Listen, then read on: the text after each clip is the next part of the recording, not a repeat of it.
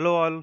एक ऐसी इंफॉर्मेशन मेरे सामने आई जो कि आरबीआई की तरफ से एक बहुत बड़ा अपडेट आया इंटरेस्ट सबवेंशन एमएसएमई के रिगार्डिंग।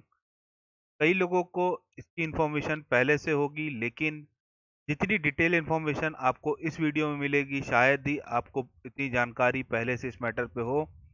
आइए स्टार्ट करते हैं एक ऐसा टॉपिक जिसमें बात हो रही है एमएसएमई के। जो एमएसएमई है उनके लिए 2% के इंटरेस्ट सबवेंशन के लिए ये एप्लीकेबल किसके लिए है? क्या इसमें रिटेलर के लिए कोई फायदा है?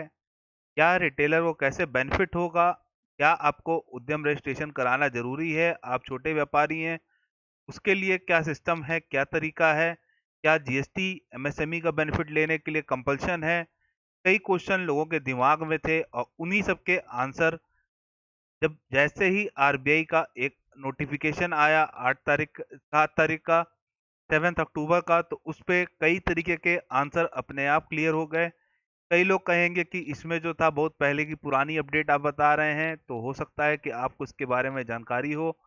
लेकिन मेरे लिए और कई लोगों के लिए, जो मेरे लिसनर्स हैं, जो मेरे रेगुलर व्यूअर हैं, उनको ये चीज़ नहीं पता है। तो उनको मैं ये चीज़ अपडेट देना चाहता था, जिसके लिए मैं ये वीडियो रिकॉर्ड कर रहा हूँ।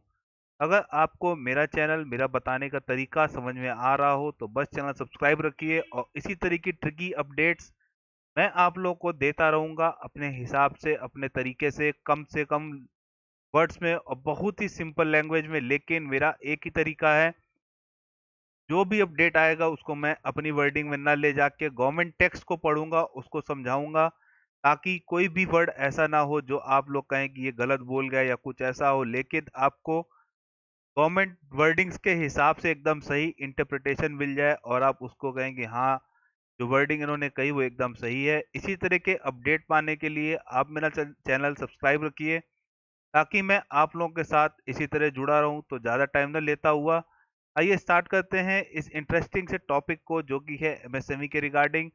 जैसा कि मैंने आपसे कहा कि मैं सिर्फ और सिर्फ नोटिफिकेशन, प्रेस रिलीज, सर्कुलर, इन्हीं सब को बेस बनाता हूँ अपनी वीडियो में। मैंने आपसे कहा है कि 7 अक्टूबर 2020 को आरबीआई ने एक नोटिफिकेशन निकाला, जिसमें एमएसएमई के बारे में मुझे ऐसी इंफॉर्मेशन मिली जो मुझे लगा आप लोग तक पहुंचाना बहुत ज़्यादा ज़रूरी है, खास करके वो लोग जो कि 1 करोड़ के नीचे हैं, 1 करोड़ के नीचे के लोन की प्लानिंग कर रहे हैं। और दूसरी चीज़, जो कि ट्रेडर हैं, जो कि कई लोग से सबसे बेसिक क्वेश्चन पूछा जाता है कि मैन्युफैक्चरिंग और सर्विस, इन दोनों को तो एमएसएमई का बेनिफिट मिल जाता है, बट रिटेलर को नहीं मिलता है क्योंकि वो उद्यम रजिस्ट्रेशन नहीं करवा सकता, या यूएएम रजिस्ट्रेशन जो पहले हो रहा था वो नहीं करा सकता। तो क्या इन दोनों को हटा दिया जाए, मैन्युफैक्चरिंग सर्विस को, तो बचा ट्रेडर विभाग। तो ट्रेडर का जितना भी सेक्टर है, क्या इसको इसका बेनिफिट नहीं मिलना चाहिए या कैसे मिलेगा? उसके लिए एक बहुत ही बड़ा अपडेट आ गया है एमएसएमई के रिगार्डिंग, और मैं ज़्यादा टाइम ना लेता हुआ मैं सीधा नोटिफिकेशन को रीड करता हूँ और आपको एक एक चीज़ को बताऊंगा। तो सबसे पहले मैं इसको अपने हिसाब से रीड कर रहा हूँ, मुझे जो पहले टेक्स्ट चाहिए, उसके बाद मैं आपको पूरी इसकी वर्डिंग दूंगा। सबसे पहले बात कर लेते हैं इंटरेस्ट सबवेंशन स्कीम की, जो कि एमएसएमई 2018 में आई थी। प्राइम मिनिस्टर ने अनाउंस किया है 2% interest subvention for all GST registered MSME on fresh और इंक्रीमेंटल लोन्स। यानी कि आपका अगर लोन जो है वो नया है या इंक्रीमेंट हो रहा है, तो उस पे आपको 2% का इंटरेस्ट सबवेंशन मिलना है। लेकिन यहाँ पे इन्होंने वर्ड यूज किया for all GST registered MSME, यानी कि यहाँ पे जीएसटी पहले मैंडेटरी था, लेकिन इसमें काफ़ी अपडेट्स आए हैं। जैसे मैं आगे बढ़ता जाऊँगा, जहाँ जहाँ पे उसको मुझे लगेगा कि आप लोगों तक बताना ज़रूरी है, मैं उस पे बता दूँगा। जब ये आया था तो ministry of MSME has decided that a new scheme, interest subvention scheme for incremental credit to MSME 2018 will be implemented over 18-19, 19-20। इसलिए मैंने अभी कई वीडियो बनाई एमएसएमई के रिगार्डिंग, लेकिन उस पे कहीं पे भी मैंने इसको नहीं रिफ्लेक्ट किया क्योंकि ये एक्सटेंड नहीं थी। लेकिन अब ये 31 मार्च 21 तक एक्सटेंड हो गई है, और यही मेरा मेन मोटो है वीडियो बनाने का कि मार्च 21 तक इसका बेनिफिट अब आपको मिल सकता है। बेनिफिट क्या मिलेगा? फ्रेश लोन हो या इंक्रीमेंटल लोन हो, लिमिट क्या हो, अप टू 1 करोड़ हो। तो ये है ऐसा अपडेट जो कि बहुत ही कम लोगों की नॉलेज में है। तो आइए स्टार्ट कर लेते हैं अब एलिजिबिलिटी के बारे में। पहले इसको कह रखा था कि eligibility for coverage, all MSME who meet the following criteria shall be eligible as beneficiary. पहले कहा गया कि वैलिड यूएएन नंबर होना चाहिए और जीएसटी नंबर होना चाहिए, ये दोनों चीजें होंगी तभी आप एमएसएमई के रजिस्ट्रेशन के उसमें दायरे में आ सकते हैं। लेकिन रिसेंटली 7 तारीख को जो नोटिफिकेशन आया जिसमें इन्होंने क्लियर किया इंटर सबवेंशन स्कीम के बारे में कि कोऑपरेटिव बैंक भी जाती है, और उस पे इन्होंने इस सब चीज़ों को काफ़ी हद तक समझा दिया है। अगर मैं बात करता हूँ तीसरे पॉइंट की, requirement of Udyog Aadhaar number UN में be dispense with for unit eligible for GST. अगर आपके पास जीएसटी है तो आपको यूएन नंबर लेने की जरूरत नहीं है। Units not required to obtain GST may either submit income tax PAN number or their loan account must be categories as MSME by the concern bank. Simple भाषा में बात करूं, यही सबसे बड़ा अपडेट है कि अगर आपके पास जीएसटी नहीं है या यूएएन नंबर नहीं है, यानी कि आप आ गए मैन्युफैक्चरिंग और ट्रेडिंग में और आप हैं छोटे व्यापारी, तो आपको जीएसटी भी लेने की जरूरत नहीं है। और आप ट्रेडिंग में हैं तो आप यूएन नंबर या उद्यम रजिस्ट्रेशन, आज की भाषा में बात की जाए तो दोनों आप ले ही नहीं सकते, एलिजिबल ही नहीं है।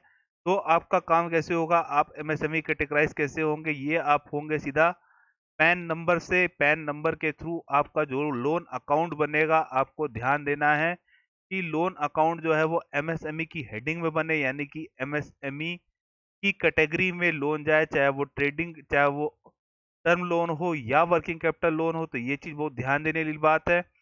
Trading activities has been also allowed to be covered under the scheme without UAN. जैसा कि मैं बार बार कह रहा हूं कि यूएएन बोले तो उद्यम रजिस्ट्रेशन, यानी कि ट्रेडिंग एक्टिविटीज में आप लोग जानते हैं कि उद्यम रजिस्ट्रेशन नहीं हो सकता है, और यूएएन जो पहले से चला आ रहा है, जो इसको अपडेट करके उद्यम रजिस्ट्रेशन किया जा रहा है, उसी के लिए दोनों चीजों को क्लियर किया गया कि ट्रेडिंग एक्टिविटीज अगर आप कर रहे हैं तो आप यूएएन नंबर या उद्यम रजिस्ट्रेशन नंबर या जीएसटी के बिना, फिर थर्ड पॉइंट पे चलते हैं, इन तीनों के बिना भी आप सिर्फ पैन नंबर के थ्रू अपने लोन को एमएसएमई कैटेगराइज करवा सकते हैं। अगर वो एमएसएमई की कैटेगरी में आ गया तो फिर आपको 2% इंटरेस्ट सबवेंशन लेने के लिए कोई भी नहीं रोक सकता, ये मेरा वादा आप लोगों से।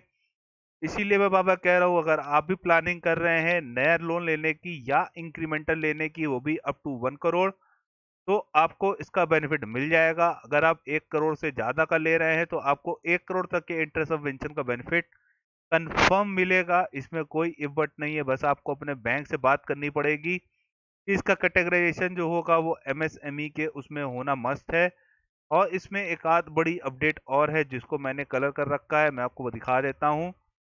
सबसे पहले बात यही हो रखी है कि since extended up to financial year 21, यानी कि 20-21 के लिए एक्सटेंड हो गया, मार्च 21 लास्ट डेट हो गई। मैं जो 1 करोड़ कह रहा हूँ वो भी क्लियर कर दिया इन्होंने। In order to ensure maximum coverage and outreach, all working capital और term loan would be eligible for coverage to the extent of 1 crore rupees only during the period of the scheme.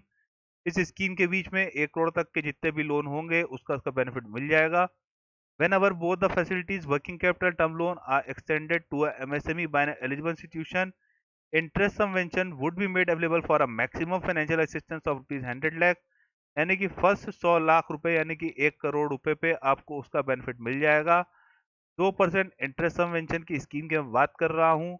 तो अब अगर आप trader है और आपसे कोई कहता है कि आप उद्यम रजिस्ट्रेशन ले लीजिए तो आपको एमएसएमई का बेनिफिट दिला दें, तो आप उनसे चीज क्लियर कह दीजिए कि मैं जीएसटी भी नहीं लूंगा, मैं उद्यम भी नहीं लूंगा, लेकिन पैन कार्ड के थ्रू आप मेरा लोन करिए एमएसएमई कैटेगरी में और इसका बेनिफिट आपको तुरंत मिल जाएगा। 2% इंटरेस्ट सबवेंशन का ध्यान दीजिए, पीरियड मार्च 21 तक ही है। तो अगर आप प्लानिंग कर रहे हैं इसकी तो इसको तुरंत एग्जीक्यूट कर दीजिए ताकि आपको इसका बेनिफिट मिल जाए। अगर आप कोई एमएसएमई एक्सपोर्टर हैं और आप कोई दूसरी सबवेंशन स्कीम ले रहे हैं, प्री शिपमेंट या पोस्ट शिपमेंट क्रेडिट की, डिपार्टमेंट ऑफ कॉमर्स से, तो आपको इस सबवेंशन का बेनिफिट नहीं मिलेगा, कोई डबल बेनिफिट अलाउ नहीं है। इसी तरह एक बेनिफिट और इन्होंने कहा कि आप अगर कहीं किसी और स्कीम में इंटरेस्ट सबवेंशन ले रहे हैं तो आपको उसका बेनिफिट नहीं मिलना है। उसके बाद दो चीजें काम की हैं जिसमें मैंने, ये लास्ट चीजें रह गई हैं इसकी।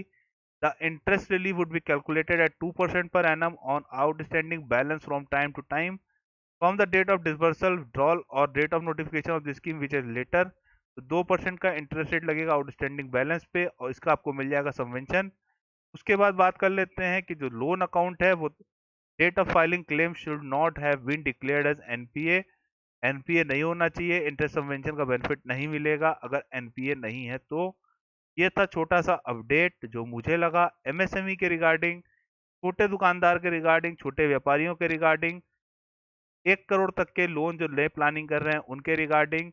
बिना यूएन, बिना जीएसटी आप आराम से ले सकते हैं सिर्फ पैन कार्ड के थ्रू।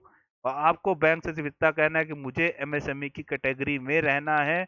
और इसमें ये आरबीआई का नोटिफिकेशन है, इसका मैं लिंक आपको डिस्क्रिप्शन बॉक्स में दे दूंगा। तो आप आराम से बैंक से बात कर सकते हैं और बैंक इसमें मना नहीं करेगा। आज के कोविड के सीजन में अगर आपको 2% का इंटरेस्ट सबवेंशन मेरी इस वीडियो के थ्रू मिल जाता है तो और लोगों तक ये वीडियो शेयर कीजिए।